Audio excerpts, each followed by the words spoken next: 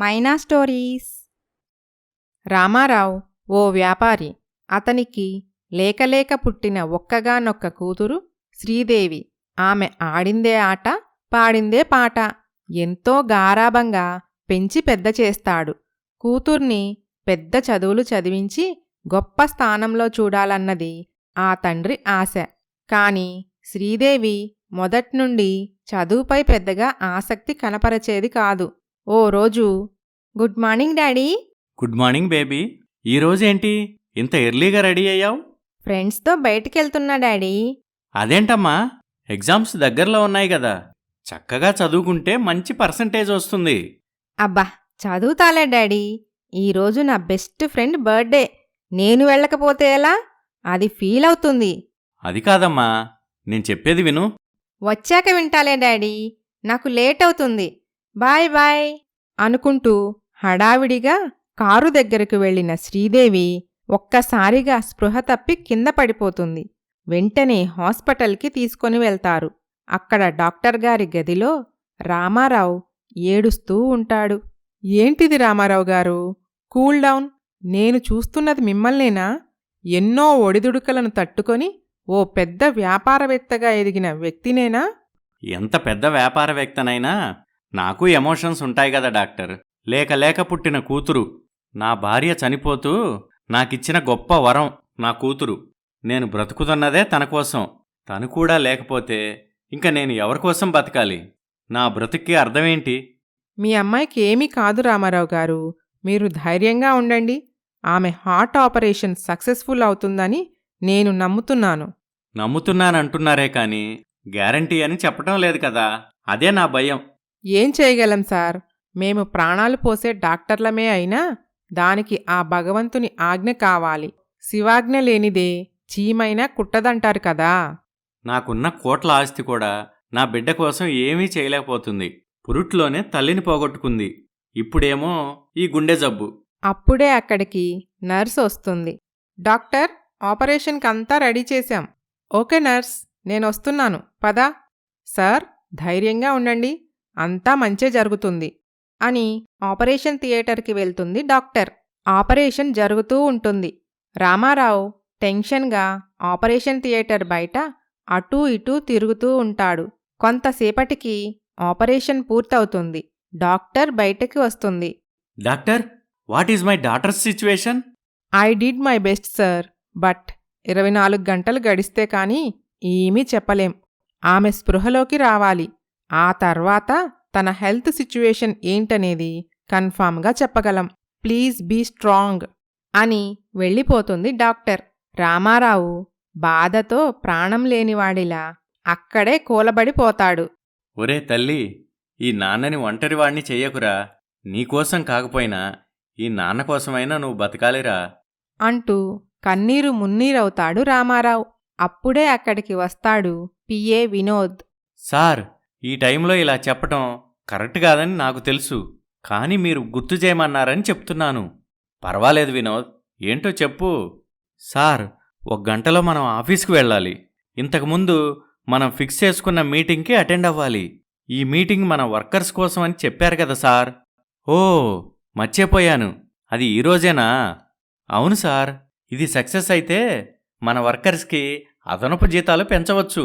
వాళ్ళ పిల్లల జీవితాలు కూడా బాగుపడతాయని ఇంతకుముందు మీరు చెప్పారు కదా సార్. అవును వినోద్, అందుకే గుర్తు చేశాను sir. Sorry sir. It's okay Vinod, పదండి మీటింగ్ వెళ్దాం అని ఆఫీస్కి వెళ్తాడు రామారావు. మీటింగ్ కంప్లీట్ చేస్తాడు. సక్సెస్ఫుల్గా ప్రాజెక్ట్ ఓకే అవుతుంది. సార్, మన ఫ్యాక్టరీలో కొంతమంది వర్కర్స్ మిమ్మల్ని కలవటానికి వచ్చారు.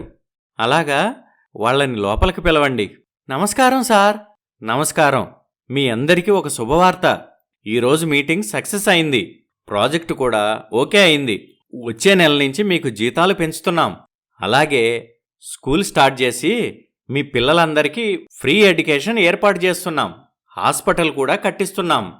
మీ గొప్ప మనసుకి మేము ఏమిచ్చుకోగలం సార్? అమ్మాయి గారు ఆసుపత్రిలో ప్రాణాలతో కొట్టుమిట్టాడుతున్నా ఆ బాధను దిగమింగుకొని మా బ్రతుకులు బాగుండాలని ఈ మీటింగ్కి వచ్చారు. మీకొచ్చిన కష్టం తెలిసి మేమంతా చాలా బాధపడ్డాం సార్. మాకు ముద్ద దిగలేదు. మేము మా కుటుంబాలు సంతోషంగా ఉండటానికి కారణమైన మీకు ఇలాంటి కష్టం రావటం మాకెంతో బాధ కలిగించింది సార్. మీలాంటి మంచి మనిషికి అంతా మంచే జరుగుతుందయ్యా. అమ్మాయి గారు క్షేమంగా ఇంటికి తిరిగి రావాలని పచ్చి మంచినీళ్లు కూడా ముట్టకుండా మేమంతా ఉపవాసం చేస్తున్నాం సార్. అలాగా? మీ ప్రేమ అభిమానం వెలకట్టలేనిది. మీ అందరికీ మనస్ఫూర్తిగా నా హృదయపూర్వక కృతజ్ఞతలు. సార్, ఇది మా ఊళ్ళమ్మ దేవత కుంకుమ. చాలా మహిమగలది. ఇది అమ్మాయి గారి నుదుటున పెట్టండి. అమ్మాయి గారు క్షేమంగా ఆయురారోగ్యాలతో ఇంటికి తిరిగి వస్తారు. అలాగే ఇలా ఇవ్వండి అని కుంకుమ తీసుకొని హడావిడిగా హాస్పిటల్కి బయలుదేరతాడు రామారావు. ఆ రోజంతా నిద్రాహారాలు మాని కూతురి బెడ్ పక్కనే గడుపుతాడు. అలా 24 గంటలు గడుస్తుంది. మరుసటి రోజు డాక్టర్ కంగారుగా చెక్ చేస్తూ ఉంటుంది.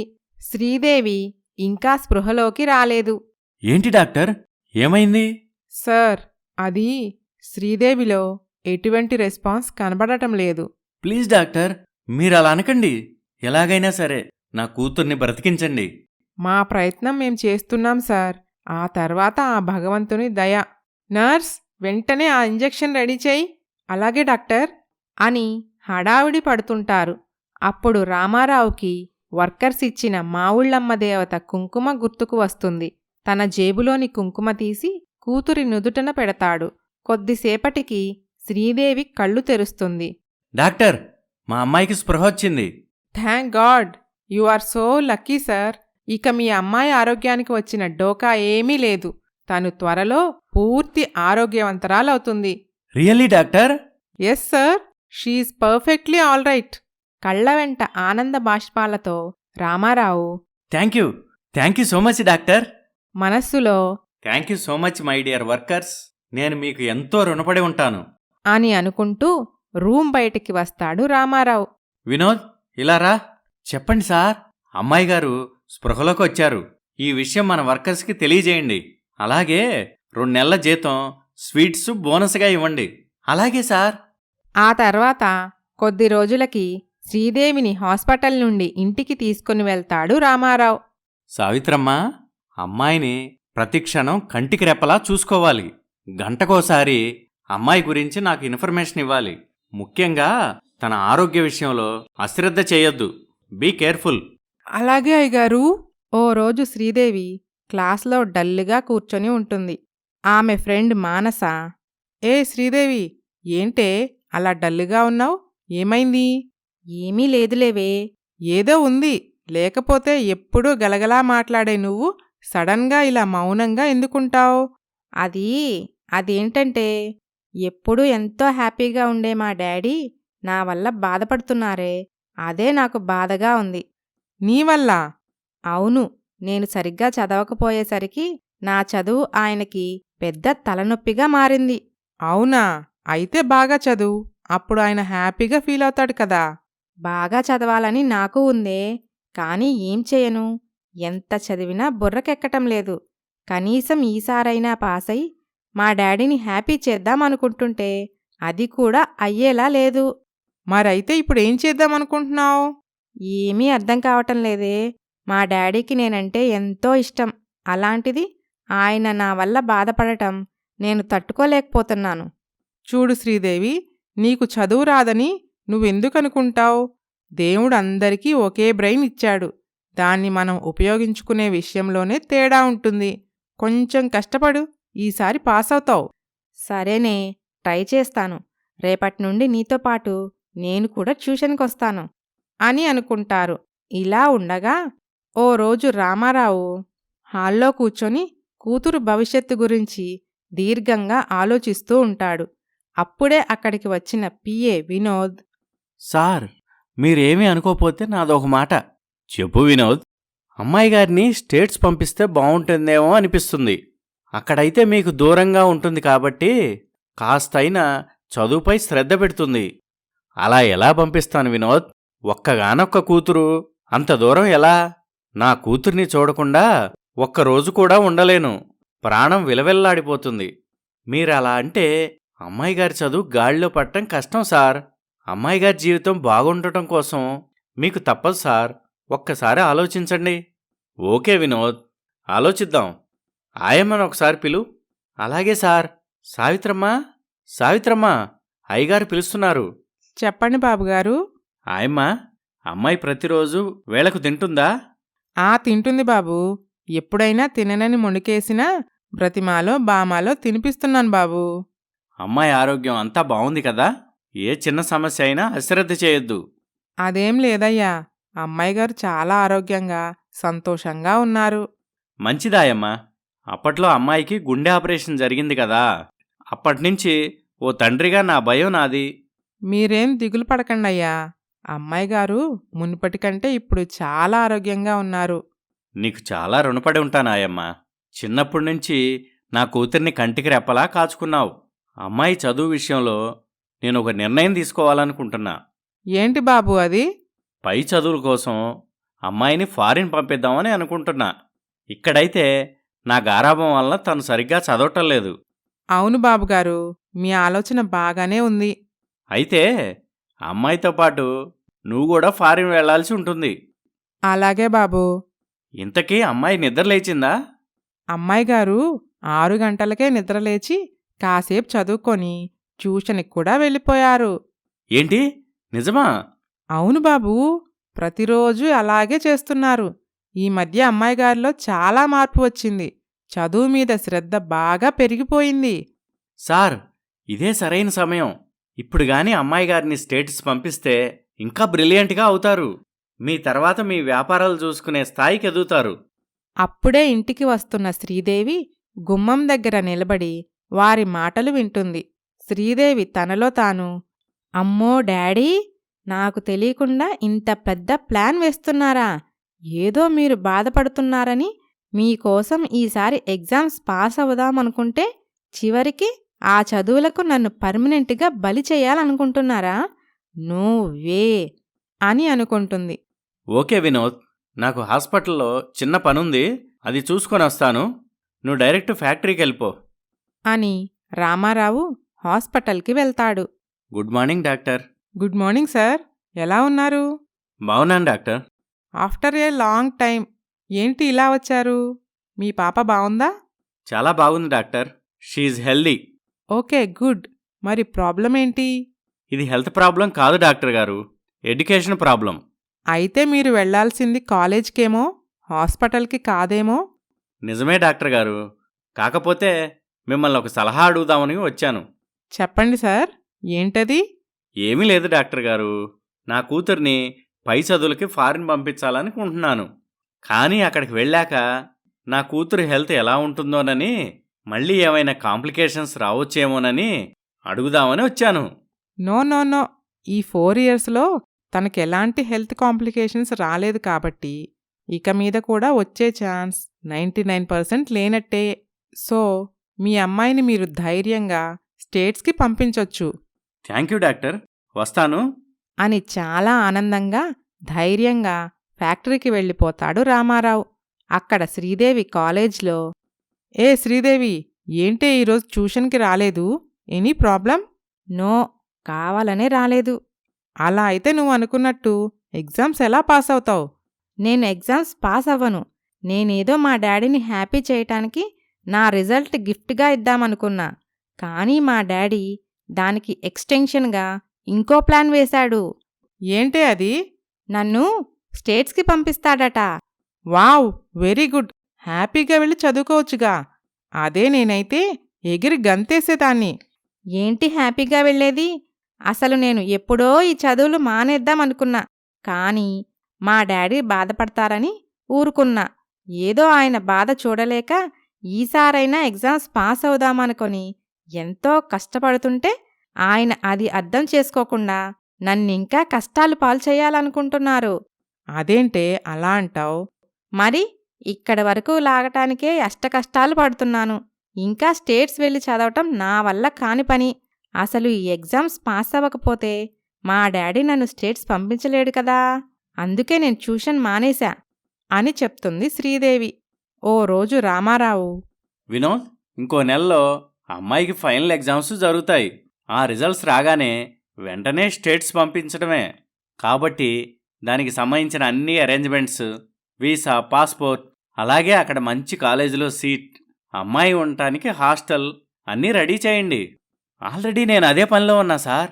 Okay, very good. అప్పుడే అక్కడికి వస్తుంది శ్రీదేవి. గుడ్ మార్నింగ్ రా తల్లి. Good morning daddy. ఏంటి ఈరోజు ట్యూషన్కి వెళ్ళలేదా?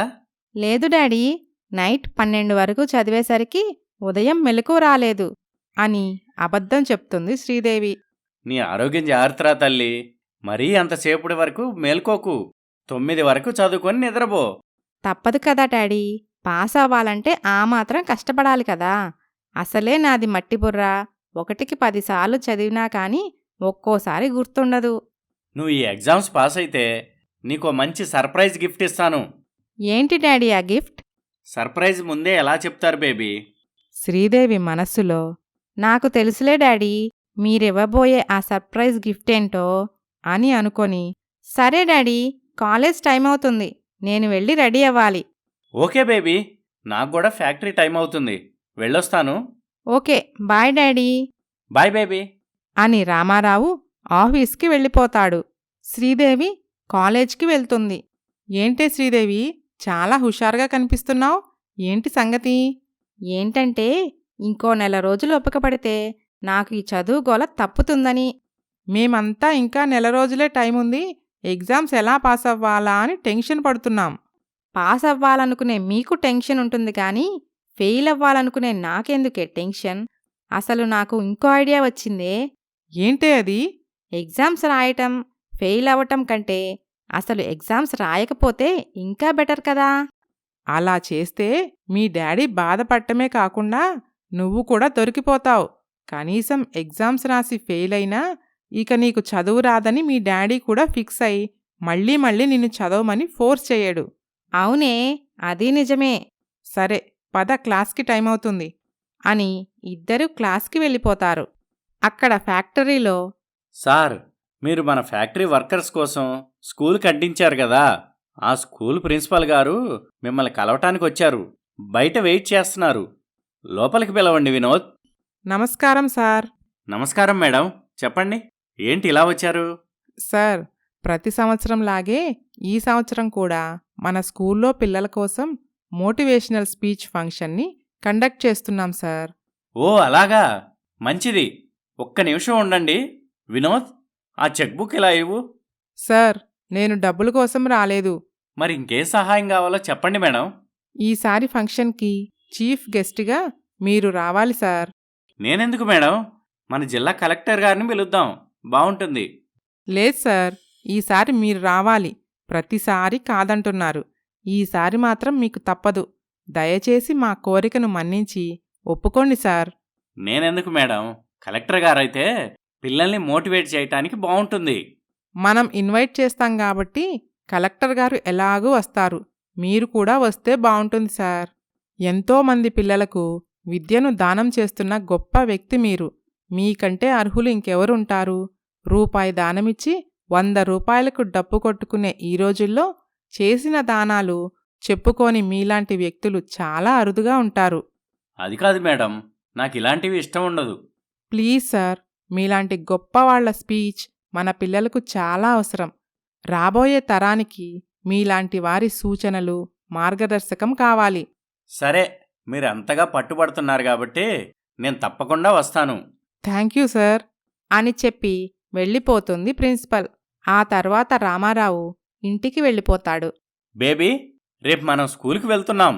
అక్కడ జరిగే మోటివేషనల్ ఫంక్షన్కి మనం చీఫ్ గెస్ట్గా వెళ్తున్నాం. మనం అంటున్నారు, నేను కూడా నా డాడీ? అవునమ్మా. నేను రాను డాడీ. ఫంక్షన్ అయిపోయే వరకు కదలకుండా కూర్చోవాలంటే నాకు చాలా బోర్. నీకు బోరు కొడితే వద్దు గాని. అయినా సరే నేను రాను డాడీ. ఎగ్జామ్స్ దగ్గర పడుతున్నాయి, చదువుకోవాలి. ప్లీజ్ తల్లి, కాదనుకురా, నీకు కూడా రిలాక్స్గా ఉంటుంది. సరే డాడీ, మీకోసం వస్తాను అని మరుసటి రోజు మోటివేషనల్ స్పీచ్ ఫంక్షన్కి వెళ్తారు. అక్కడ ప్రిన్సిపల్ గారు, మా ఆహ్వానం మన్నించి ఇక్కడికి వచ్చిన మన స్కూల్ చైర్మన్ రామారావు గారికి, మన జిల్లా కలెక్టర్ గారికి నా ధన్యవాదాలు. ఇప్పుడు మన చైర్మన్ గారిని మాట్లాడాలని కోరుకుంటున్నాం నాకంటే కూడా ముందు మన కలెక్టర్ గారు మాట్లాడితే బావుంటుంది అని మైకు ఆయనకి ఇస్తాడు రామారావు. కలెక్టర్ గారు ఆయన స్పీచ్ ద్వారా పిల్లలను ఎంతో మోటివేట్ చేస్తారు. చివరిలో రామారావు గారు లాంటి మంచి మనసున్న వ్యక్తి ఈ స్కూలు చైర్మన్గా ఉండటం మీ అందరి అదృష్టం. ఆయన ఎందరికో విద్యను దానం చేస్తున్నారు, ఉపాధిని కల్పిస్తున్నారు. ఆశ్రమాలు పెట్టి దిక్కు మొక్కు లేని అనాథలకు ఆశ్రయం కల్పిస్తున్నారు. కానీ ఏనాడు ఆయన చేసిన పనులను బయటికి చెప్పుకొని గొప్ప మనిషి అని ముగిస్తాడు కలెక్టర్. తన తండ్రి గొప్పతనం గురించి కలెక్టర్ గారు చెప్పటం విని చాలా ఆసక్తిగా వింటూ ఉంటుంది శ్రీదేవి. ఆ తర్వాత రామారావు మాట్లాడుతూ, నేను గొప్పగా చదువుకోలేదు గాని దేవుడి దయతో నా కష్టానికి అదృష్టం కూడా తోడవటంతో పెద్ద వ్యాపారవేత్తగా సక్సెస్ అయ్యాను. అంతే, అంతకన్నా గొప్పతనం ఏమీ లేదు నాలో. డబ్బులు ఎవరైనా సంపాదించగలరు, ఎలాగైనా సంపాదించగలరు. కాని విద్యను సంపాదించటం అందరికీ సాధ్యం కాదు. డబ్బుని దొంగిలించగలరు కాని విద్యను ఎవరూ దొంగిలించలేరు. అందుకే మన పెద్దలు విద్య లేనివాడు వింత పశువు అన్నారు. చాలా బాగా చెప్పారు సార్. అందరూ మీలా ఆలోచిస్తే ఎంతో బావుంటుంది. ఈరోజు ధనవంతుడు రేపు కూలివాడు కావచ్చు. కాని విద్యావంతుడికి ఎప్పటికీ ఆ దుస్థితి రాదు. డబ్బున్నవాడికి కొన్ని చోట్ల మాత్రమే గౌరవం లభిస్తుంది. కాని చదువుకున్నవాడికి ప్రతి చోట గౌరవం లభిస్తుంది. నా దృష్టిలో నిజమైన ధనవంతుడు విద్యావంతుడు. అందుకే చదువంటే నాకెంతో ఇష్టం. ప్రతి ఒక్కరూ చదువుకోవాలని కోరుకుంటున్నాను. ఆ మరుసటి రోజు శ్రీదేవి కాలేజ్కి వెళ్తుంది. హాయ్ శ్రీదేవి. హలో, నిన్నేనే. ఏంటే ఏదో ఆలోచిస్తున్నావు? ఏమీ లేదే, పాపం మా నాన్న నాకు ఎలాగైనా చదువు మీద ఇంట్రెస్ట్ కలిగేలా చెయ్యాలని తెగ తాపత్రయపడుతున్నాడు. ఆయన్ని చూస్తుంటే చాలా బాధేస్తుంది. అలాగా? చూడు శ్రీదేవి, ప్రతి మనిషిలో ఏదో ఒక టాలెంట్ ఉంటుంది. నీలో కూడా ఏదో ఒక టాలెంట్ ఉండే ఉంటుంది. అదేంటో తెలుసుకో. మీ నాన్నకు తెలిసేలా చెయ్యి. నా బొంద, నాలో ఏం టాలెంట్ ఉందే? నా గురించి నాకు బాగా తెలుసు. అలా అనుకుంటే ఎలా శ్రీదేవి? ట్రై చెయ్యవే. నీలోని హిడెన్ టాలెంట్ని బయటకు తీ. నీ సత్తా ఏంటో నీకు తెలియటం లేదు. ఆపవే, నువ్వు కూడా మోటివేషనల్ క్లాసెస్ మొదలుపెట్టావా? అది కాదే, చెప్పేది విను. ఇప్పటికే చాలా విన్నాను. ఇక నా వల్ల కాదు. ఎగ్జామ్స్ దగ్గర పడుతున్నాయి కదా, టైం వేస్ట్ చేసుకోకుండా నువ్వైనా చదువుకో. అలా కొద్ది రోజులు గడుస్తాయి. శ్రీదేవికి ఫైనల్ ఎగ్జామ్స్ అయిపోతాయి. ఓ రోజు రామారావు, బేబీ, ఫస్ట్ క్లాస్ వస్తుందా? అబ్బా ఏంటి డాడీ, మళ్ళీ మొదలుపెట్టారా? ఏదో ఒకటి వస్తుందిలే. నిన్నటి వరకు ఎగ్జామ్స్ ప్రెషర్, ఇప్పుడు మళ్ళీ రిజల్ట్స్ ప్రెషర్. సారీ బేబీ, చివరిగా ఒక్క మాట మళ్ళీ అడగను. ఏంటి డాడీ అది? పాస్ అయితే కన్ఫర్మ్గా అవుతావుగా? అవుతా డాడీ. అమ్మయ్యా, అది చాలు. వెళ్ళమ్మా, వెళ్ళి రెస్ట్ తీసుకో. అలాగే డాడీ.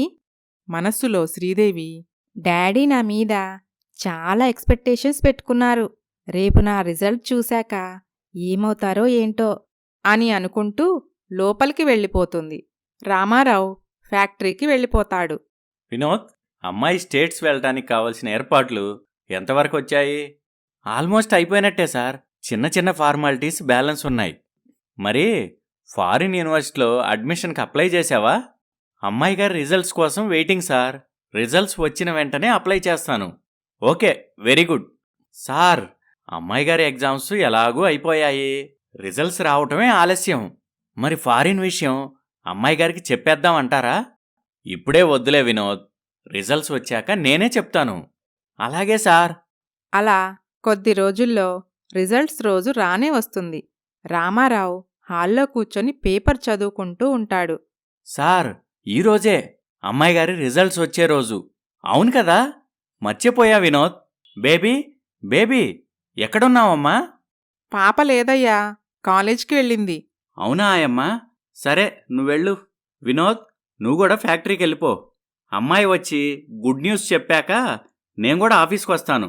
అలాగే సార్ అని పిఏ వినోద్ ఫ్యాక్టరీకి వెళ్ళిపోతాడు. అక్కడ కాలేజీలో స్టూడెంట్స్ అందరూ ఎగ్జామ్స్ రిజల్ట్స్ నోటీస్ బోర్డుపై చూసుకుంటూ ఉంటారు. ఏ శ్రీదేవి, నేను ఫస్ట్ క్లాస్లో పాస్ అయ్యానే. కంగ్రాచ్యులేషన్సే.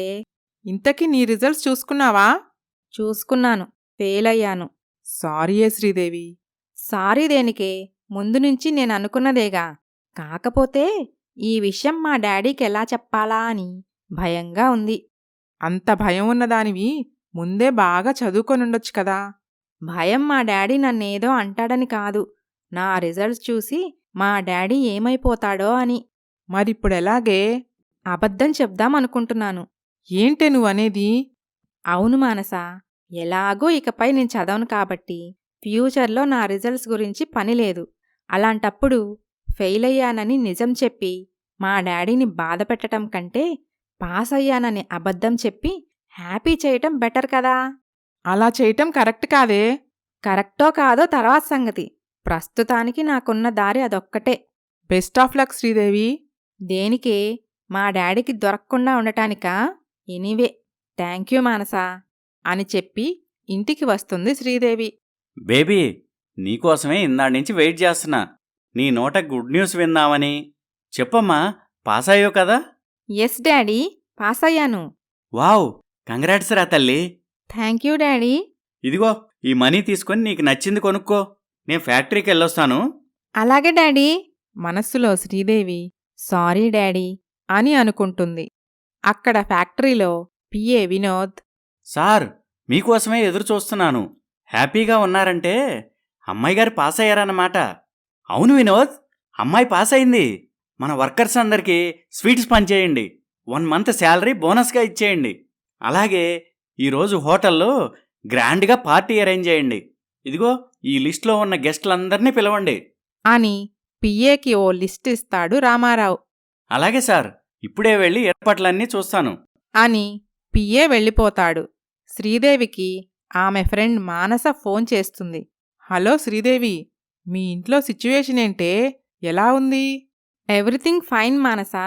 మా డాడీ నమ్మేశారు. ఏమవుతుందో అని ఎంతో భయపడ్డాను. కానీ ప్రాబ్లం ఇంత ఈజీగా సాల్వ్ అవుతుందనుకోలేదు. Thank God. ఏదైతేనేం you are safe. Okay bye అని అనుకుంటారు. ఆ రోజు సాయంత్రం రామారావు త్వరగా ఇంటికి వచ్చేస్తాడు. బేబీ, త్వరగా రెడీ అవు. ఎందుకు డాడీ? నువ్వు పాస్ అయిన శుభ సందర్భంలో 5 స్టార్ హోటల్లో డిన్నర్కి వెళ్దాం. ఓకే డాడీ, 2 మినిట్స్లో రెడీ అయి వస్తాను అని శ్రీదేవి రెడీ అయి వస్తుంది. ఇద్దరూ కలిసి హోటల్కి వెళ్తారు. అక్కడ పెద్ద పార్టీ జరుగుతూ ఉంటుంది. ఇదేంటి డాడీ, డిన్నర్కి తీసుకువెళ్తానని చెప్పి పార్టీకి తీసుకొచ్చారు? ఇంతకీ ఎవరిది ఈ పార్టీ? పార్టీ ఎవరిదేంటమ్మా, నీదేరా తల్లి. నీకు సర్ప్రైజ్ ఇద్దామని చెప్పలేదు. నువ్వు పాస్ అయిన సందర్భంగా అందరికీ పార్టీ ఇస్తున్నాను. ఆ మాట వినగానే షాక్ అవుతుంది శ్రీదేవి. ఏంటి డాడీ, నాకు ముందు ఒక మాట చెప్పొచ్చు కదా. సర్ప్రైజ్ ముందే ఎలా చెప్తారు బేబీ? శ్రీదేవి మనస్సులో ఇక్కడి నుండి వెళ్లే వరకు ఎలాగోలా మేనేజ్ చేయాలి. అయినా భయమెందుకు? ఇక్కడ నా రిజల్ట్స్ గురించి తెలిసిన వాళ్ళు ఎవ్వరూ లేరు కదా అని రిలాక్స్ అవుతుంది శ్రీదేవి. అందరూ శ్రీదేవిని విష్ చేస్తూ ఉంటారు. అప్పుడే అక్కడికి శ్రీదేవి కాలేజ్ ప్రిన్సిపల్ వస్తుంది. ఆవిడను చూసి శ్రీదేవి షాక్ అవుతుంది. ఇదేంటి, మా ప్రిన్సిపల్ గారొచ్చారు? ఓరి దేవుడో, ఇలా ఇరుక్కుపోయానేంటి?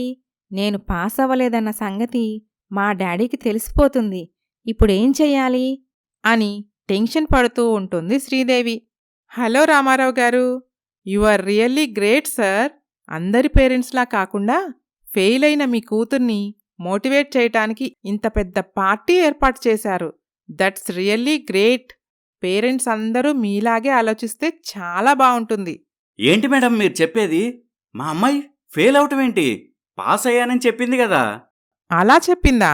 లేదు రామారావు గారు, మీ అమ్మాయి పాస్ అవ్వలేదండి, ఫెయిల్ అయింది. అయినా అలా అబద్ధమెందుకు చెప్పింది? ఆ మాటకి రామారావు షాక్ అవుతాడు. కాస్త తేరుకొని, ఏంటి డాడీ? నువ్వు నిజంగానే డిగ్రీ పాస్ అయ్యావా? అదేంటి డాడీ, మళ్ళీ అడుగుతున్నారు? ఆల్రెడీ నేను మీకు చెప్పానుగా అని తడబడుతూ మాట్లాడుతుంది. మరైతే మీ ప్రిన్సిపల్ గారేంటి నువ్వు ఫెయిల్ అయ్యావని చెప్తున్నారు? లేదు డాడీ, మా క్లాస్లో ఇంకో అమ్మాయి పేరు కూడా శ్రీదేవే. తన రిజల్ట్స్ చూసి నా రిజల్ట్స్ అనుకొని పొరపడి ఉంటారు మా మేడం. ఏంటి మేడం, మా అమ్మాయి చెప్పేది నిజమా? అలా అవకాశమే లేదు. I would always perfect. 1 minute ఇప్పుడే ఇక్కడే మీకు క్లారిఫై చేస్తాను. మేడం, ఇప్పుడు దాని గురించి అంత అర్జెంట్ ఏముంది? ఇంటికి వెళ్ళాక మీ డౌట్ క్లియర్ చేసుకోవచ్చు. పార్టీని ఎంజాయ్ చేయండి మేడం. నాకే డౌటు లేదు. I'm clear. మీ నాన్నగారికే డౌట్ క్లియర్ చేయాలి. మనస్సులో శ్రీదేవి అయిపోయింది, ఇక నేను దొరికిపోయినట్టే అని అనుకుంటూ ఉండగా ప్రిన్సిపల్ కాలేజ్ అటెండర్కి ఫోన్ చేస్తుంది. అటెండర్, రామారావు గారి అమ్మాయి శ్రీదేవి రిజల్ట్స్ గురించి ఒక్కసారి ఆయనతో వివరంగా చెప్పు. మాట్లాడండి రామారావు గారు అని ఆయనకు ఫోన్ ఇస్తుంది ప్రిన్సిపల్. నమస్కారం రామారావు గారు, మీ అమ్మాయి గారు ఫెయిల్ అయ్యారు. ఆ మాట వినగానే కోపంతో రామారావు శ్రీదేవి చెంప చెళ్ళుమనిపిస్తాడు. నన్నే మోసం చేస్తావా? అవునులే, నిన్నంత గారాబంగా పెంచినందుకు నాకిలా జరగాల్సింది. ఐఎమ్ సారీ డాడీ, మీరు బాధపడతారని చెప్పలేదు. చిచ్చి, నీలాంటి కూతుర్ని కన్నందుకు 10 మందిలో తలదించుకునే పరిస్థితి తీసుకొచ్చావు అని కోపంగా అక్కడ్నుంచి వెళ్ళిపోతాడు రామారావు. సిచ్యువేషన్ అర్థం చేసుకున్న పిఏ వినోద్ గెస్ట్లందర్నీ పంపించేసి శ్రీదేవిని తీసుకొని ఇంటికి వస్తాడు. శ్రీదేవి తన గదిలోకి వెళ్ళి ఏడుస్తూ ఉంటుంది. ఏమైంది వినోద్ బాబూ? అమ్మాయి గారు ఏడుస్తూ ఇంటికి వచ్చారేంటి? అది తర్వాత చెప్తానాయమ్మా. సార్ ఇంటికి రాలేదా? లేదు బాబూ, అయ్యగారింకా ఇంటికి రాలేదు. అలాగా? ఫోన్ చేస్తే స్విచ్ ఆఫ్ అని వస్తుంది. అసలింతకీ ఏమైంది బాబూ? అప్పుడు హోటల్లో జరిగిన విషయం మొత్తం చెప్తాడు వినోద్. ఆయమ్మ శ్రీదేవి దగ్గరికి వెళ్ళి, అమ్మాయి గారు, భోజనం చేద్దురుగాని రండి. నాకేం వద్దా ఆయమ్మా, నన్నిలా వదిలే. మీరు భోజనం చేయకుండా పడుకుంటే అయ్యగారు మమ్మల్ని తిడతారమ్మా. మాకోసమైనా భోజనం చేయండమ్మా. వద్దని చెప్పాను కదా, విసిగించకండి. నాకేమీ వద్దు, నన్నిలాగే చావనివ్వండి. అయ్యో, అంత మాట అనకండమ్మా. మీకు నచ్చినప్పుడే వచ్చి తినండి అని వెళ్ళిపోతుంది సావిత్రమ్మ. శ్రీదేవి తన ఫ్రెండ్ మానసకి ఫోన్ చేస్తుంది. ఏమే మానసా, నేను మా ఇంట్లో నుండి వచ్చేస్తున్నాను. కొన్నాళ్లు మీ ఇంట్లో అకామిడేషన్ ఇవ్వగలవా? ఏమైందే? ఇవ్వగలవా లేదా? ఇవ్వగలనే, కాని ఇంతకీ ఏమైంది చెప్పు. అప్పుడు జరిగింది మొత్తం చెప్తుంది శ్రీదేవి. అది విన్న మానస, శ్రీదేవి, నువ్వు తొందరపడి ఇల్లు వదిలి రాకు. మీ డాడీ చాలా బాధపడతారు. ఎప్పుడు రావాలో నేను చెప్తాను. అప్పటి వరకు అక్కడే ఉండు. ప్లీజ్ తొందరపడకే. సరేలేవే అని అనుకుంటారు. రాత్రి చాలా పొద్దుపోయాక రామారావు ఇంటికి వస్తాడు. బాబుగారు, భోజనం వడ్డించమంటారా? అమ్మాయి భోజనం చేసిందా? లేదు బాబుగారు. నాక్కూడా వద్దు అని తన గదిలోకి వెళ్ళిపోతాడు రామారావు. మరుసటి రోజు ఉదయం సావిత్రమ్మ, బాబుగారు, మీరెళ్ళి ఒకసారి అమ్మాయి గారితో మాట్లాడితే బావుంటుంది. లేదాయమ్మా, తను ఏం చేసినా సరే నేను ఏమీ అనపోయేసరికి తనకి నేను లోకు అయిపోయాను. మీరిద్దరూ ఇలా పట్టుబడి కూర్చుంటే ఎలా బాబుగారు? బెట్టు చేయటం తనకే తెలుసా? నాకు తెలీదా? అలా ఎన్నాళ్ళుంటుందో ఉండనివ్వండి. అని ఫ్యాక్టరీకి వెళ్ళిపోతాడు రామారావు. సార్, మీరు తొందరపడ్డారనిపిస్తుంది. అమ్మాయి గారు మొదటినుంచి తనకు చదువు రాదని, చదువుకోనని చెప్తూనే ఉన్నారు. మనమే అర్థం చేసుకోలేదు. మౌనంగా ఉంటాడు రామారావు. అప్పుడే అక్కడికి వస్తుంది మానస. నమస్తే అంకుల్. ఏంటమ్మా మానస, ఇలా వచ్చావు? అంకుల్, శ్రీదేవి మీకోసమే అబద్ధం చెప్పింది. తను ఎప్పుడూ మిమ్మల్ని మోసం చేయాలని అనుకోలేదు. మీరంటే తనకి చాలా ఇష్టం. అవునమ్మా, నేనే నా బిడ్డను సరిగ్గా అర్థం చేసుకోలేదు. ఆవేశపడ్డాను. ఇప్పుడే వెళ్ళి తనకి సారీ చెప్తాను. థ్యాంక్స్ అంకుల్ అని మానస వెళ్ళిపోతుంది. రామారావు కూడా ఇంటికి వెళ్ళిపోతాడు. కూతుర్ని దగ్గరికి తీసుకొని, నన్ను క్షమించరా తల్లి, ఇంకెప్పుడూ నీపై చేయి చేసుకోను. డాడీ, నాకొక విషయం తెలియక అడుగుతా. చదువు రాకపోయినంత మాత్రాన వాళ్ళు మనుషులు కాదా? లేదా చదువుకోని వాళ్లకు ఈ ప్రపంచంలో బ్రతికే అర్హత లేదా? లేదు బేబీ, నాదే పొరపాటు. నిన్ను సరిగా అర్థం చేసుకోలేకపోయాను. చదువుతో సంబంధం లేకుండా ఈ ప్రపంచంలో గొప్ప స్థాయికి వెళ్ళిన వాళ్ళు చాలామంది ఉన్నారు. థ్యాంక్ యూ డాడీ, ఇప్పటికైనా నన్ను అర్థం చేసుకున్నారు. ఇకపై నేను చదువుకోదలుచుకోలేదు. నన్ను బలవంత పెట్టొద్దు. అలాగే బేబీ. అలా అలా ఓ సంవత్సరం గడిచిపోతుంది. రామారావు శ్రీదేవికి పెళ్లి చేయాలని నిర్ణయించుకుంటాడు. యోగ్యుడైన యువకుడి కోసం చాలా ప్రయత్నాలు చేస్తాడు. దూరపు బంధువుల్లో బాగా చదువుకున్న పేదవాడైన మోహన్కి శ్రీదేవినిచ్చి పెళ్లి జరిపిస్తాడు. అల్లుడిని ఇల్లరికం తెచ్చుకుంటాడు. రామారావు తన అల్లుడికి వ్యాపార మెళుకువలన్నీ నేర్పిస్తాడు. అల్లుడు గారు, ఇక నుంచి ఈ వ్యాపార బాధ్యత అంతా మీదే. నేను హాయిగా విశ్రాంతి తీసుకుంటాను. అలాగే మావయ్య గారు, అహర్నిశలు కష్టపడి మీరు నాకిచ్చిన ఈ బాధ్యతను విజయవంతంగా ముందుకు నడిపిస్తాను.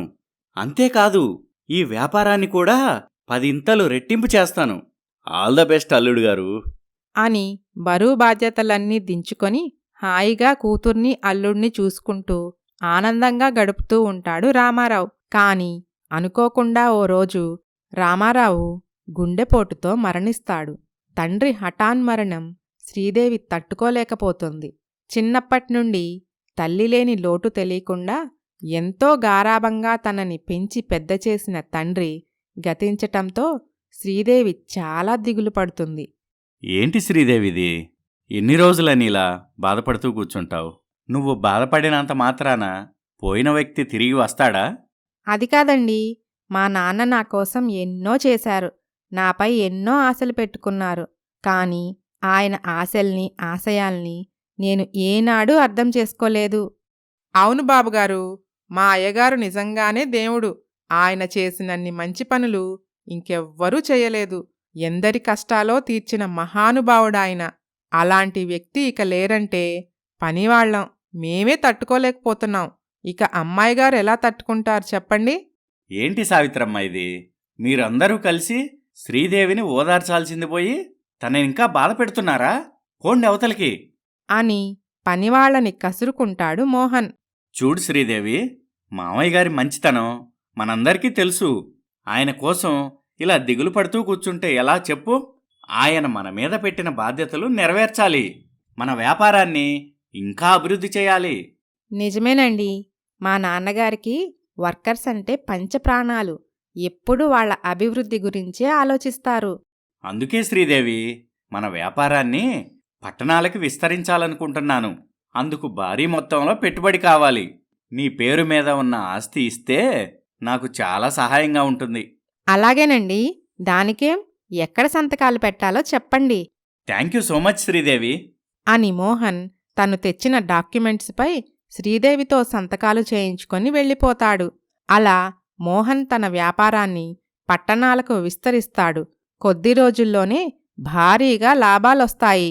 శ్రీదేవి, నీకో గుడ్ న్యూస్. మన బిజినెస్ గ్రాండ్ సక్సెస్ అయింది. మీ నాన్నగారికిచ్చిన మాట ప్రకారం మన వ్యాపారాన్ని 10 ఇంతలు రెట్టింపు చేశాను. కంగ్రాట్స్ అండి, చాలా సంతోషంగా ఉంది. ఇప్పుడు మా నాన్నగారు ఉండుంటే ఇంకెంత సంతోషించేవారో తెలుసా? నిజమే శ్రీదేవి. అలా వారి జీవితం ఎంతో సంతోషంగా సాగిపోతున్న సమయంలో ఓ రోజు శ్రీదేవి కళ్ళు తిరిగి కింద పడిపోతుంది. వెంటనే డాక్టర్ని పిలిపిస్తారు. కంగ్రాచ్యులేషన్స్ మిస్టర్ మోహన్, మీరు తండ్రి కాబోతున్నారు. రియల్లీ? గుడ్ న్యూస్ చెప్పారు doctor. Thank you so much. నాకు చాలా సంతోషంగా ఉంది.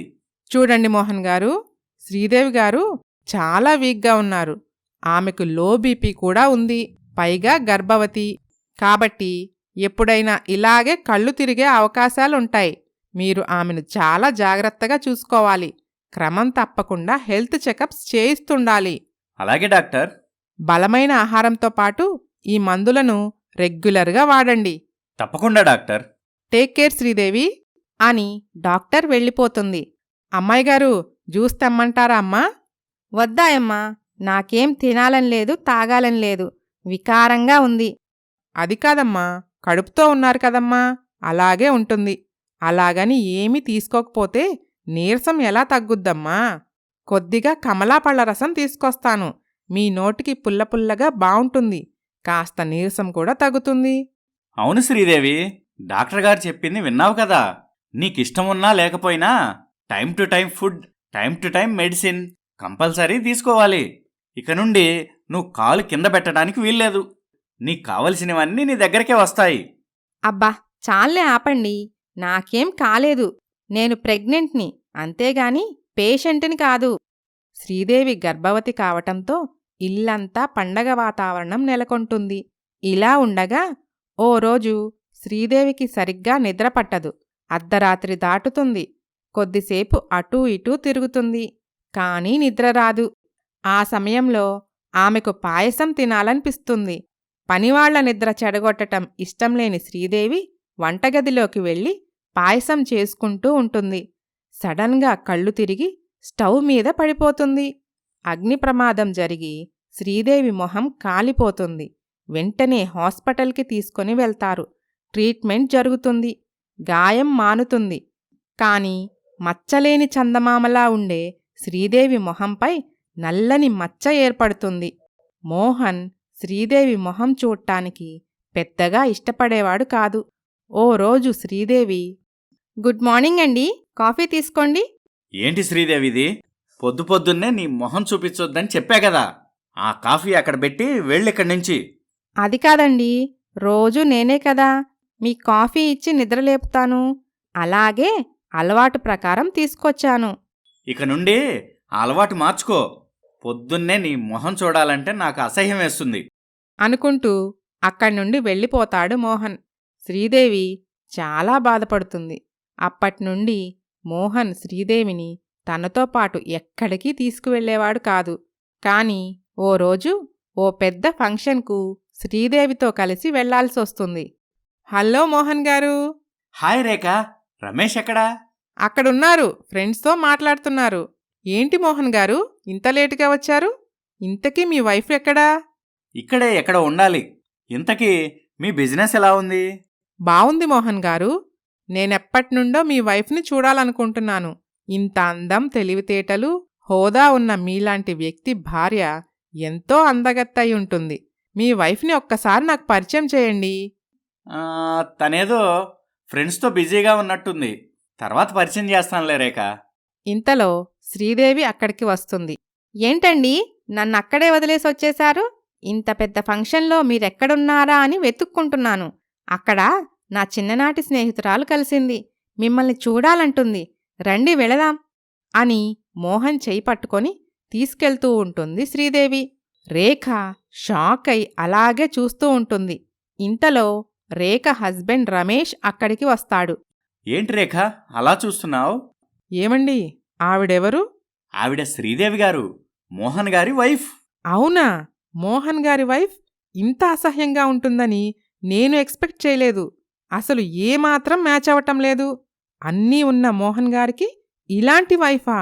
నాకు డైజెస్ట్ కావటం లేదండి. వాళ్ల పర్సనల్ విషయం మనకెందుకు? పద వెళ్దాం అని అనుకుంటారు. వారి మాటలన్నీ మోహన్ చెవిన పడతాయి. అప్పటినుండి అతని మనస్సులో అదే ఆలోచన. అందం, తెలివితేటలు ఉన్న నాలాంటి పెద్ద వ్యాపారవేత్తకి ఓ అందవిహీనురాలు భార్య. శ్రీదేవి నా జీవితానికే ఓ మచ్చ. చిచి, భార్యతో కలిసి నలుగురిలోకి వెళ్ళలేకపోతున్నా అని అనుకుంటూ ఉంటాడు మోహన్. శ్రీదేవిని మరింత అసహ్యించుకుంటూ ఉంటాడు. ఇలా ఉండగా ఓ రోజు శ్రీదేవి, ఏమండి, ఈరోజు నన్ను హెల్త్ చెకప్ కోసం హాస్పిటల్కి తీసుకువెళ్ళాలి కదా, మర్చిపోయారా? నేను చాలా బిజీగా ఉన్నాను. ఈరోజు నాకు కుదరదు. నువ్వెళ్ళిరా. అది కాదండి, నన్ను కాలు కింద పెట్టకుండా చూసుకుంటానన్నారు. ఇప్పుడు ఒంటరిగా వెళ్ళమంటున్నారు. నేనెప్పుడూ ఒంటరిగా ఎక్కడికి వెళ్ళలేదు తెలుసా? ఒంటరిగా వెళ్ళమని నేను చెప్పానా? సావిత్రమ్మ ఉంది కదా, తోడుగా తీసుకెళ్ళు.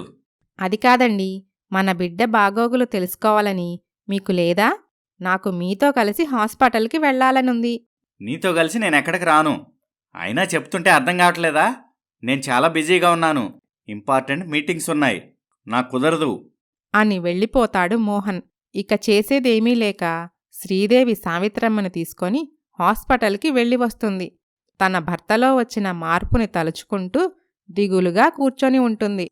అమ్మాయిగారు, ఏంటమ్మా అలా ఉన్నారు? నీరసంగా ఉందా? జ్యూస్ తెమ్మంటారా? ఇప్పుడొద్దాయమ్మా, ఏం తోచటం లేదు. చాలా బోరుగా ఉంది. అయితే కాసేపు టీవీ చూద్దాం అమ్మాయిగారు. ఈరోజు క్రికెట్ మ్యాచ్ ఉంది, పెట్టండమ్మా చూద్దాం అని ఇద్దరూ కలిసి టీవీ చూస్తూ ఉంటారు. అనుకోకుండా టీవీలో మోహన్ కనిపిస్తాడు. అమ్మాయిగారు, టీవీలో మోహన్ బాబు గారు కనిపిస్తున్నారు. అదిగదిగో చూడండి, ఆయనే కదా? అవునాయమ్మా, మోహనే. మనస్సులో శ్రీదేవి, మోహన్ నాతో బిజీ అని అబద్ధం చెప్పి మ్యాచ్ చూడటానికి వెళ్ళాడన్నమాట. ఈ మధ్య నన్ను అస్సలు పట్టించుకోవటం లేదు అని అనుకుంటుంది. ఆ రోజు మోహన్ చాలా ఆలస్యంగా ఇంటికి వస్తాడు. ఏంటండి ఇంత ఆలస్యమైంది? చెప్పానుగా శ్రీదేవి, చాలా బిజీగా ఉన్నానని. బిజినెస్ మీటింగ్స్ అన్నీ అయిపోయేటప్పటికి ఈ టైం అయింది. ఈ మధ్య బిజినెస్ మీటింగ్స్ క్రికెట్ స్టేడియంలో కూడా పెట్టుకుంటున్నారా? ఏంటి శ్రీదేవి, ఏం మాట్లాడుతున్నావు? మీరు మ్యాచ్ చూడటానికి వెళ్లారు కదా, నాకంటే మీ బిడ్డ కంటే కూడా మీకు క్రికెట్ మ్యాచ్ ఎక్కువైందా? నాకెందుకు అబద్ధం చెప్పారు? ఈ మధ్య నా గురించి అస్సలు పట్టించుకోవటం లేదు. ఏమైంది మీకు? చూడు శ్రీదేవి, ఈ ముసుగులో గుద్దులాట అనవసరం. ఇక జీవితాంతం నీ మొహం చూస్తూ నీతో ఉండటం నాకేమాత్రం ఇష్టం లేదు. అందుకే నీకు విడాకులిచ్చి నేనింకో పెళ్లి చేసుకోవాలనుకుంటున్నాను అని అంటాడు మోహన్. ఆ మాటలు విన్న శ్రీదేవికి కాళ్ల కింద భూమి కంపించిపోయినట్లు అనిపిస్తుంది. మీరడగ్గానే విడాకులిచ్చేయటానికి కాలిపోయింది నా ముఖమే కాని నా మనస్సు కాదండి. అయినా అసలు విడాకులు ఎలా అడగగలుగుతున్నారు? మీ బిడ్డను నేను కడుపులో మోస్తున్న సంగతి మర్చిపోయారా? అసలు నువ్వే వద్దనుకుంటే నీ కడుపులో ఉన్న బిడ్డ నాకెందుకు? అంటే రేపు బిడ్డ పుట్టాక మా నాన్న ఎక్కడా అని అడిగితే నేనేం సమాధానం చెప్పాలి? ఓ, అదే నీ బాధ. అందుకే నాకు విడాకులు ఇవ్వలేకపోతున్నావా? అయితే నా దగ్గర ఒక బ్రహ్మాండమైన ఐడియా ఉంది. ఏంటది? అబార్షన్ చేయించుకుంటే సరి. తండ్రి బిడ్డను వద్దనుకున్నంత ఈజీ కాదు తల్లి బిడ్డను చంపుకోవటం. ఏ తల్లి కన్నపేగును చంపుకోలేదు, చావనైనా చస్తుంది కాని. అలా అంటావా? అయితే నువ్వు నీ బిడ్డని చంపుకునే అవసరం లేకుండా, నువ్వు చచ్చే పని లేకుండా ఇంకో సూపర్ డూపర్ ఐడియా చెప్పనా? ఏంటి? ఏం లేదు, సింపుల్. దారిన పోయే ఎవడో ఒకడిని తీసుకొచ్చి వీడే నీ తండ్రి అని చెప్పు. Problem solve. ఛీ, నువ్వు అసలు మనిషివేనా? ఇంత ఘోరంగా మాట్లాడతావా? నీ బిడ్డని ఇంకొకరి బిడ్డ అని చెప్పమనటానికి నీకు మనసెలా ఒప్పింది? ఎలాగేముంది, ఏ బిడ్డకైనా తల్లి అనేది నిజం, తండ్రి అనేది నమ్మకం. ఈ బిడ్డ విషయంలో ఆ నమ్మకాన్ని నేను కాదని ఒక్కసారి నేను మనసులో బలంగా అనుకున్నాను, అంతే. ఛీ, విశ్వాసం లేని కుక్క. ఎక్కడో ఉన్న నిన్ను తీసుకొచ్చి మా నాన్న సింహాసనం ఎక్కించారు. ఆ విశ్వాసం కూడా లేదు నీకు. విశ్వాసం ఉంది కాబట్టే ఇన్నాళ్ళు నేను బాగా చూసుకున్నాను. మీ నాన్న నాకు అప్పగించిన వ్యాపారాన్ని రెట్టింపు చేశాను. ఆయనకి ఇంకా కీర్తి ప్రతిష్టలు తెచ్చిపెట్టాను. అయినా ఇది నా ఇల్లు, నువ్వెళ్లమనగానే నేనెందుకు బయటికెళ్తాను? ఆ మాటకి మోహన్ గట్టిగా నవ్వి, పిచ్చి మొహం, ఇంకా ఎక్కడుంది నీకు ఇల్లు? ఈ ఇల్లు ఆస్తి మొత్తం నా పేరు మీద స్వయంగా నువ్వే రాశావు కదా. మోసం, నన్ను మోసం చేసి రాయించుకున్నావు. నేనేం మోసం చేయలేదు. పేపర్స్పై సంతకాలు పెట్టేటప్పుడు ఆ పేపర్లో ఏముందో చదువుకోకపోవటం నీ తప్పు. నేను పెద్దగా చదువుకోలేదు, నాకేమీ తెలీదనేగా ఇలా చేశావు. చూడు, డిస్కషన్స్ అనవసరం. ఇదిగో విడాకుల పేపర్లు, సంతకాలు పెట్టి మర్యాదగా బయటికి నడు. నా ఇల్లు, ఆస్తి అన్నింటినీ లాగేసుకొని విడాకులివ్వమని అడుగుతున్నావు. నేను నా బిడ్డ ఎక్కడికని వెళ్ళాలి? ఎలా బ్రతకాలి? డోంట్ వరీ, మరీ నేనంత కఠినాత్ముణ్ణి కాదు. నాకు కొంచెం మనసుందిలే. ప్రతి నెల భరణంగా ఎంతో కొంత డబ్బు నీ మొహాన పడేస్తాను, దాంతో బ్రతుకు. శ్రీదేవి కోపంతో, ఏం మాట్లాడుతున్నావు నువ్వు? ఎవరి డబ్బు ఎవరికి భరణంగా పడేస్తావు? ఒకప్పుడు ఇది నీ డబ్బే, కానీ ఇప్పుడు నా డబ్బిది. అది కూడా అవసరం లేదంటే నీ ఇష్టం. నాకు కావలసిన విడాకులిస్తే చాలు, నాకింకేం అవసరం లేదు. ఇవ్వకపోతే? నీకుగా నువ్వు స్వచ్ఛందంగా విడాకులిస్తే పని ప్రశాంతంగా అయిపోతుంది. అలా కాకుండా నేను బలవంతంగా విడాకులు తీసుకోవాల్సి వస్తే నీ పరిస్థితి దారుణంగా ఉంటుంది. ఏం చేస్తావేంటి? పెద్దగా ఏమీ చేయను, చాలా చిన్న పని అని తన జేబులో నుంచి ఓ చిన్న బాటిల్ తీసి, నువ్వు సంతకం పెట్టకపోతే దీన్ని నీ చేత బలవంతంగా తాగిస్తాను. ఏంటది?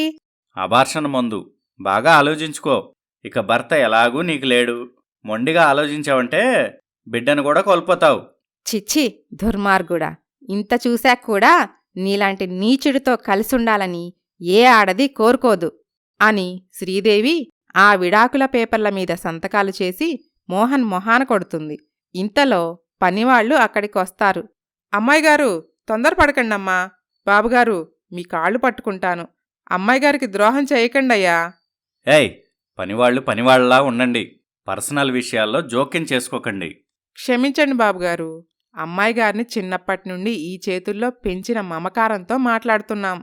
అంతగా మమకారం చంపుకోలేకపోతే దాంతోపాటు మీరు కూడా వెళ్ళిపోండి. నాకే అభ్యంతరం లేదు. ఆయమ్మ, సోమయ్య, విశ్వాసానికి ప్రాణమిచ్చే మనుషులు మీరు. విశ్వాసం లేని కుక్క వీడు. అలాంటి వాడి కాళ్ళు మీరు పట్టుకోవద్దు. మీ విలువ తగ్గిపోతుంది అని శ్రీదేవి ఇంట్లో నుండి వెళ్ళిపోతుంది. తనతో పాటే ఆయమ్మ, సోమయ్య కూడా వెళ్ళిపోతారు. ఆ మరుసటి రోజే రమ్య అనే ఒక అందమైన అమ్మాయిని చూసి పెళ్లి చేసుకుంటాడు మోహన్. ఈ విషయం తెలుసుకున్న పిఏ వినోద్, సార్, ఇది చాలా అన్యాయం. రామారావు గారు అమ్మాయి గారికి ఏ కష్టం తెలియకుండా పెంచారు. అవునా? అందుకే ఇప్పుడు కష్టపడుతుంది. కష్టసుఖాలు ప్రతి ఒక్కరి జీవితంలో ఉండే కదా వినోద్. దానికెందుకు నువ్వు తెగ వర్రీ అయిపోతున్నావు? మా అయ్యగారు అమ్మాయి గారి జీవితం బాగుంటుందని, మీరు బాగా చూసుకుంటారని నమ్మకంతో ఆయన అంతస్తుకి మీరు తగినవారు కాకపోయినా ఏమీ లేని మిమ్మల్ని అల్లుడిగా తెచ్చుకున్నారు. అది ఆయన కూతురు కోసం చేశాడు గాని నన్నేదో ఉద్ధరించడానికి కాదు కదా. మీలాంటి స్వార్థపరుణ్ణి నేనెక్కడా చూడలేదు. ఏంట్రా ఎక్కువ మాట్లాడుతున్నావు? పిఏలాగుండు. ఉద్యోగంలో నుంచి ఈ క్షణమే పీకి పడేస్తా. నువ్వు నన్ను పీకేదేంట్రా? నేనే రిజైన్ చేస్తున్నాను. సంస్కారం, విలువల్లేని నీలాంటి వెధవ దగ్గర పనిచేయడం కంటే అడుక్కు తినడం బెటర్ అని వెళ్ళిపోతాడు వినోద్. నువ్వు పోతే నాకు పిఏలే దొరకరనుకుంటున్నావా? గంటలో నీకంటే తెలివైన వాణ్ణి పిఏగా పెట్టుకుంటా అని ఆనంద్ అనే ఒక కొత్త వ్యక్తిని పిఏగా అపాయింట్ చేసుకుంటాడు మోహన్. ఇంటి నుండి బయటికి వెళ్ళిపోయిన శ్రీదేవికి తన తండ్రి స్థాపించిన అనాథాశ్రమమే ఆశ్రయం కల్పిస్తుంది. శ్రీదేవి తన తండ్రి ఫోటో ముందు ఏడుస్తూ ఉంటుంది. అమ్మాయిగారు, ఏడవకండి. మీరు ఒట్టి మనిషి కూడా కాదు. మీకు మేమున్నాం. మీకే కష్టం రాకుండా పువ్వుల్లో పెట్టుకొని మేం చూసుకుంటాం అమ్మాయిగారు. ఆ మాట చాలాయమ్మా. మీరు కూడా లేకపోతే నేనేమైపోయేదాన్నో అని బాధపడుతూ ఉంటుంది శ్రీదేవి. అప్పుడే అక్కడికి వచ్చిన వినోద్, మంచివాళ్ళకెప్పుడూ మంచే జరుగుతుంది అమ్మాయి గారు. నేనంతా తెలుసుకున్నాను. మీకు మేమంతా ఉన్నాం. దిగులు పడకండమ్మా. చాలా థ్యాంక్స్ వినోద్ గారు. ఎవ్వరూ లేనివాళ్లలా మీరిక్కడ ఉండటమేంటి అమ్మాయి గారు? పదండి, మా ఇంటికి వెళ్దాం. నా వల్ల మీరందరూ ఇబ్బంది పడుతున్నారు. ఇందులో ఇబ్బంది ఏమీ లేదమ్మా. నాకు జీవితాన్నిచ్చిన మీ నాన్నగారి రుణం తీర్చుకునే అవకాశం నాకొచ్చింది. దయచేసి కాదనకండమ్మా. ఆయమ్మ, సోమయ్య, మీరు కూడా అమ్మాయి గారితో పాటు మా ఇంట్లోనే ఉంటున్నారు. పదండి వెళ్దాం. వద్దండి. నాపై మీ ప్రేమాభిమానాలకి నా కృతజ్ఞతలు. నేను మీ వెంట రాలేను. ఈ కష్టాలను తట్టుకొని నిలబడాలి. అప్పుడే నాపై నాకు ధైర్యం, నమ్మకం కలుగుతుంది. దయచేసి అర్థం చేసుకోండి. పైగా ఇక్కడే ఉంటే డాడీ నాతో ఉన్నట్టుంటుంది. అలాగేనమ్మా, మీ ఇష్టం. కానీ మీకు ఎప్పుడు ఏ సహాయం కావాలన్నా ఎల్లప్పుడూ మీ మంచి కోరుకునే ఈ వినోద్ ఉన్నాడని మాత్రం మర్చిపోకండి. చాలా థ్యాంక్స్ వినోద్ గారు. అమ్మాయి గారు, ఇంకో 2 నెలల్లో ఎగ్జామ్స్ మొదలవుతాయి. ముందు మీరు ఆ ఎగ్జామ్స్ రాసి డిగ్రీ పూర్తి చేయాలి. అందుకు కావలసిన అప్లికేషన్, ఫార్మాలిటీస్ అన్నీ నేను చూసుకుంటాను. మీరు మీ చదువుపై శ్రద్ధ పెట్టండి చాలు. తప్పకుండా వినోద్ గారు. ఒకప్పుడు కావాలని డిగ్రీ ఎగ్జామ్స్ ఫెయిల్ అయ్యాను. ఇప్పుడు ఎలాగైనా చదివి పాస్ అవుతాను అని శ్రీదేవి పట్టుదలతో రాత్రింబవళ్ళు కష్టపడి చదువుతూ ఉంటుంది. ఇలా ఉండగా శ్రీదేవికి మోహన్ చేసిన అన్యాయం తెలుసుకున్న ఫ్యాక్టరీ వర్కర్స్ వర్క్ ఆపేసి స్ట్రైక్ చేస్తారు. సార్, వర్కర్స్ అందరూ పని ఆపేసి స్ట్రైక్ చేస్తున్నారు. ఎందుకు పియే? మొన్ననే కదా జీతాలు పెంచాం. ఇంకా ఏం కావాలట? ఏమో సార్, నాకు చెప్పరట. నేరుగా మీతోనే మాట్లాడతారట. సరే పద అని వర్కర్స్ దగ్గరికి వచ్చి, ఏంటి, మీకు జీతాలు ఎక్కువైపోయాయా? పని ఆపేసి స్ట్రైక్స్ చేస్తున్నారు? చూడండి మోహన్ గారు, మీరు మా అమ్మాయి గారికి అన్యాయం చేశారు. ఆవిడ నుంచి లాక్కున్న ఆస్తి తిరిగి ఆవిడకిచ్చేయాలి. ఆవిడికి క్షమాపణ చెప్పాలి. అప్పటి వరకు మేం పనిలోకి వెళ్ళాం. చూడండి, మీకు మీ జీవితం ముఖ్యమా లేక మీ అమ్మాయి గారి జీవితం ముఖ్యమా? నోరు మూసుకొని పనిలోకి వెళ్ళండి. లేదండి, మా జీవితాలు ఏమైనా పర్లేదు. మాకింతటి జీవితాన్ని ప్రసాదించిన మా అయ్యగారి అమ్మాయికి న్యాయం జరగాల్సిందే. అంతవరకు మేం పనిలోకి వెళ్ళాం. ఓహో, అలాగా? అయితే నా మాట కూడా వినండి. నా కాళ్ళ కింద చెప్పుల్లాగా కుక్కిన పేనుల్లా పనిచేసే పనివాళ్లే నాకు కావాలి. మీలాగా నా మీద అజమాయిషీ చెలాయించేవాళ్ళు కాదు. మీ అందరినీ ఇప్పుడే తీసిపడేసి కొత్త స్టాఫ్ని రిక్రూట్ చేసుకుంటా. అప్పుడేం చేస్తారు? మమ్మల్ని కాదని ఇక్కడ పని చేయటానికి ఎవరొస్తారో మేము చూస్తాం. ఓహో, అంతవరకు వచ్చారా? పట్టుదలకు వస్తే నేను మీకంటే జగమొండిని. జీతాలు తీసుకునే పని చేసే కూలీలు మీరు. మీకే అంత బెట్టుంటే మీకు జీతాలిచ్చి పోషించే యజమాన్ని నాకెంతుండాలా? నువ్వేదో మాకు ఉద్యోగాలిచ్చి మాకు జీవితాలు ప్రసాదించిన వాళ్ళలాగా మాట్లాడుతున్నావు. మా అందరికీ ఆ అయ్యగారు పెట్టిన భిక్ష ఈ ఉద్యోగాలు. నువ్వు నిన్నగాక మొన్నొచ్చావు. మేమెప్పటినుంచో ఈ ఫ్యాక్టరీలోనే పనిచేస్తున్నాం. పిఏ, వీళ్ళకి బాగా పొగరెక్కింది. వీళ్ళ పొగర అణిచి ఎలా బుద్ధి చెప్పాలో నాకు బాగా తెలుసు. కానీ వెంటనే నేను చెప్పినట్టు చేయండి. ఫ్యాక్టరీ లాకౌట్ చేసి తాళాలు వేయించండి. సార్ తొందరపడకండి. అలా చేస్తే మనకే నష్టం వస్తుంది. మరేం పర్లేదయ్యా, మనకు బోల్డ్ వ్యాపారాలున్నాయి. ఇదొక్కటే మూతపడినంత మాత్రాన మనకి వచ్చిన నష్టం ఏమీ లేదు. జీతాలు లేక నష్టపోయేది వీళ్లే కదా. 4 రోజులు అయితే వాళ్లే కుక్కల్లా కాలబేరానికి వస్తారు అని వర్కర్స్ని బయటికి తరిమి ఫ్యాక్టరీ మూసేస్తాడు మోహన్. తన అందమైన రెండో భార్య రమ్యతో కలిసి పార్టీలకి, ఫంక్షన్లకి, ఫారెన్ ట్రిప్లకి వెళ్తూ లైఫ్ని ఎంజాయ్ చేస్తూ ఉంటాడు.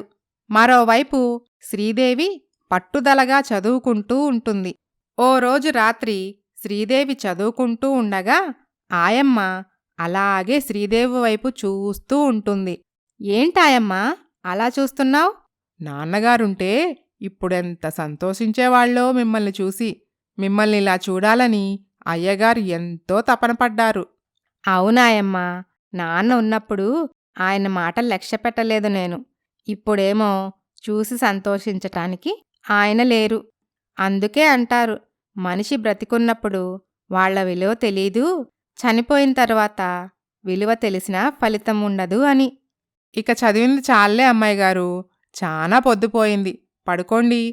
లేదాయమ్మా, నాన్న కోరిక ఎలాగైనా నెరవేర్చాలి అని పట్టుదలతో చదివి పరీక్షలు రాస్తుంది శ్రీదేవి.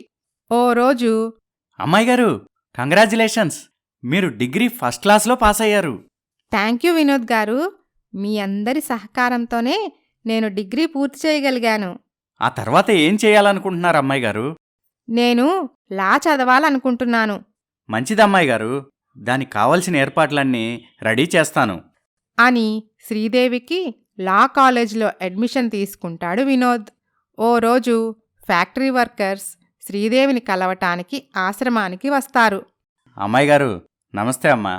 మీ అందరికీ నా కృతజ్ఞతలు. నా కోసం మీరు ఉద్యోగాలు పోగొట్టుకున్నారు. మా గురించి మీరు బాధపడకండి అమ్మాయి గారు. మా అయ్యగారు దేవుడు.